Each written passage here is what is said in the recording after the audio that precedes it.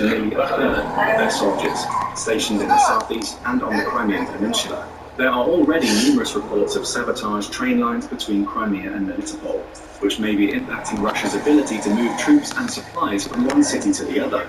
These attacks are also only a small part of the broader Ukrainian sabotage operations, which continue across the battle space, as well as in Russia itself.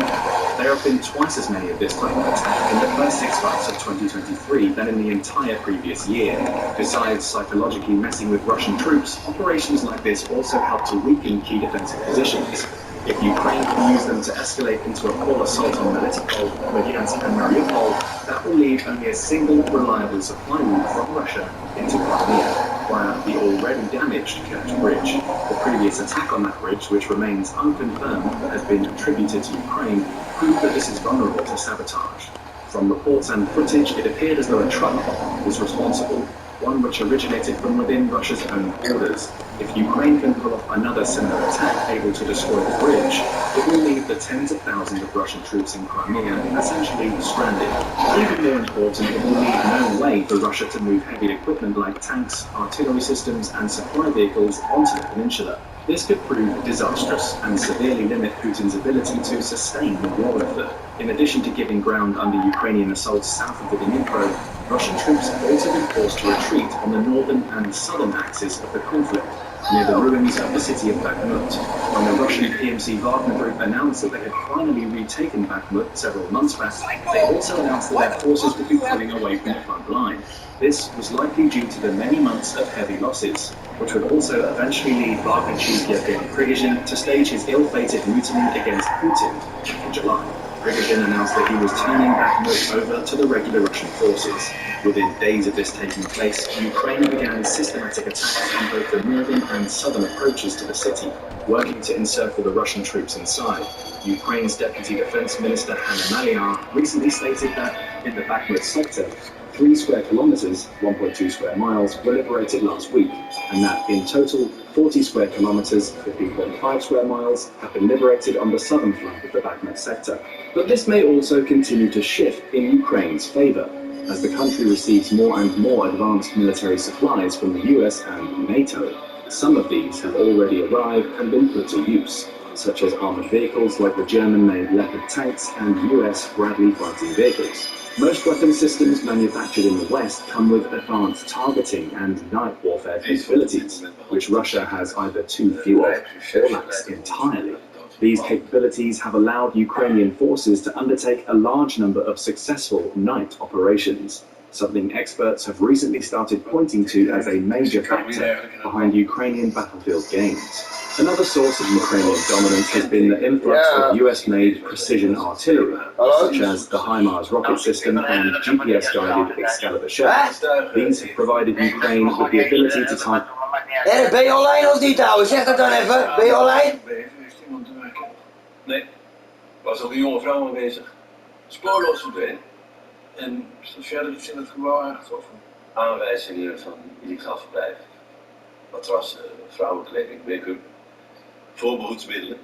Mogelijk een uitvalsbasis voor illegale prostitutie. Wat kwam Paul naar de benen? Hij kwam iets belangrijks bespreken. Precies op dat moment kwam Stan met een noodroep, dus...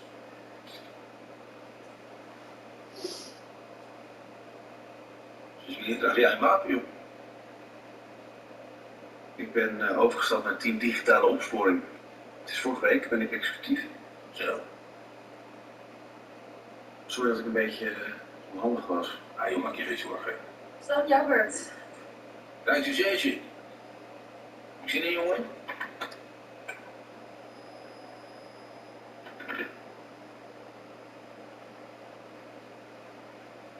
Lucia, kunnen wij praten? Ik ben gehackt. Gehackt. Onze grote IT-nerd. Serieus gehackt? Kijk met alles mee. Ze zijn goed. Beter dan ik. Ze omzeilen onze standaard beveiliging. Ze? Wie dan? Ik denk dat het een overheidsdienst is. En dat betekent dat het met werk te maken heeft. Ons werk. Het voelt niet goed. Kijk, er is gelekt, hè? De Rijksrecherche doet daar onderzoek naar. Waarschijnlijk zitten ze in al onze telefoons. Nee, het gaat alleen om mij. Hoe weet je dat zo zeker? Dat heb ik gecheckt. Hoe heb je dat gecheckt dan? Nou, die red flags zitten in mijn telefoon. En niet in die van jou. Verstand? Heb jij in mijn telefoon gekeken? Ik heb jullie toch niet vergeten als... Nou joh, heb je in mijn telefoon gekeken, ja of nee? Ja, ik heb maar alleen om zeker te weten of je niet gehackt was.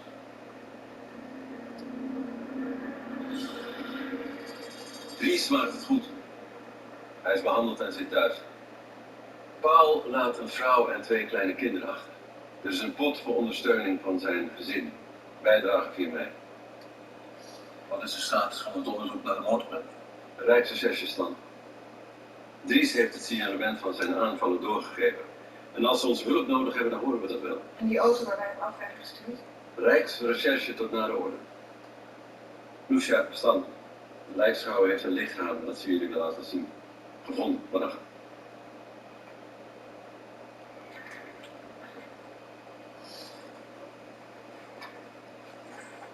Of er strafbare feiten zijn gepleegd, dat weet ik niet, maar ik wilde jullie even meekijken. Er was schatting 3 dagen in het water van de Hollandse IJssel gelegen, luchtig gekleed. Doodsoorzaak? Verdrinking, hij had een flinke portie water in zijn longen. Verwondingen? Hoofd? Een val? Of een slag met een stomp voorwerp? Maar niet dodelijk. Maar dit is wat mijn aandacht even trok. Kijk. Hij heeft een nier gedoneerd, denk ik. Kijk, de hechting zit er gewoon in. Wat die papieren bij zich. Nee, maar wel dit. Wat is dat dan? Ja, het zat in zijn broek vastgenaaid. We hebben er even röntgenfoto's van gemaakt, want ik wou het bewijsmateriaal niet beschadigen. Maar hier, voilà. Zijn vingerkoopje. Waarschijnlijk menselijk. Zeg, en waarom wil je dat door ons laten onderzoeken? Ik heb een foto gemaakt van deze man en die heb ik naar alle ziekenhuizen gestuurd waar niertransplantaties plaatsvinden, maar niemand kent hem. Is hij in het buitenland geholpen? Kan, maar waarom krijgt hij dan een dag na de operatie een klap op zijn kop en hebben ze hem in de Hollandse IJssel gekieperd, weet je? En hij kan niet gevallen zijn. Een dag na zijn operatie heb je echt iemand nodig om te lopen. Weet je, het voelt gewoon niet goed. Nee, ik weet het. Maar met gevoelens kunnen we niks aan. Dus een nier doneren, dat is oké. Maar Wordt hoe moet je gerapporteerd in bij een mij. donatie Wordt gerapporteerd, dankjewel. Ja. Nou, we gaan thuis op. Ja, top. Zet hem op. Target Russian ammunition depots, fuel production facilities, and command and control centers. Combined with the power of long-range Western rockets such as the British-supplied Storm Shadow missile, this has led to several devastating strikes far behind Russian lines. Just weeks ago, Ukraine struck 2 of the bridges in the Crimean Peninsula, with at least 1 hit by Storm Shadow missiles, according to Ukrainian and Russian officials. And that same day, Ukraine's Ministry of Defense released images confirming the arrival of Scalp EG missiles, the French version of the Storm Shadow. The weapons being delivered may also be even more powerful than publicly disclosed. A colonel in Kyiv's Air Defense Command, who was not named, recently told the Times of London that the missiles in Ukraine's possession have twice their publicized range, about 310 miles rather than 155 miles advertised by its manufacturer. There are still options for more powerful systems to be delivered as well. Biden is said to be debating the delivery of the ultra-long-range ATACMS, or Army Tactical Missile Systems.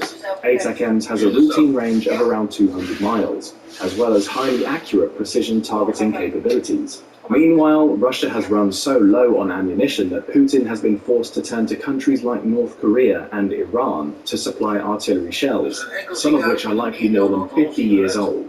Reportedly, during a recent test of similar ammunition by North Korea, over a quarter of the shells failed to detonate at all. Iran is also selling their least expensive drones to Russia.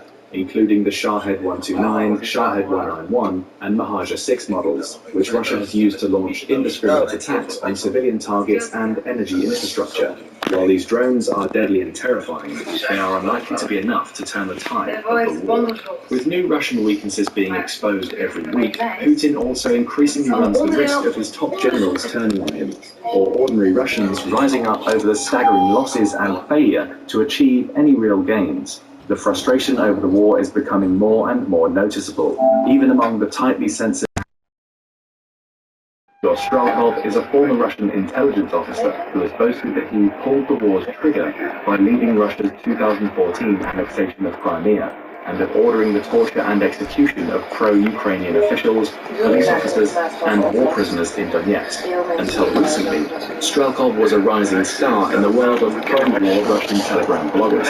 But after Prigozhin's mutiny, Strelkov posted, among other insults, that for 23 years at the helm of Russia was a nobody who could fool most Russians.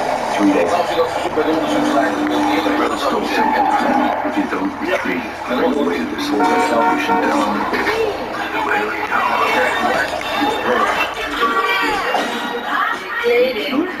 and everything that comes with it. Takeover.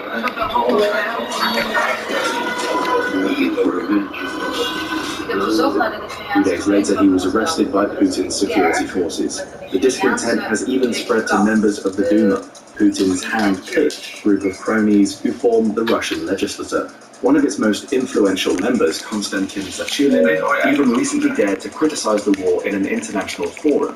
Zachulin, who boasts close ties to top leaders of the FSB, said at a conference on the future of Ukraine that Russia had so far failed in all its war efforts, and that some of them had become senseless. Referencing the popular Russian rationale for the war, he stated that the original aims were denazifying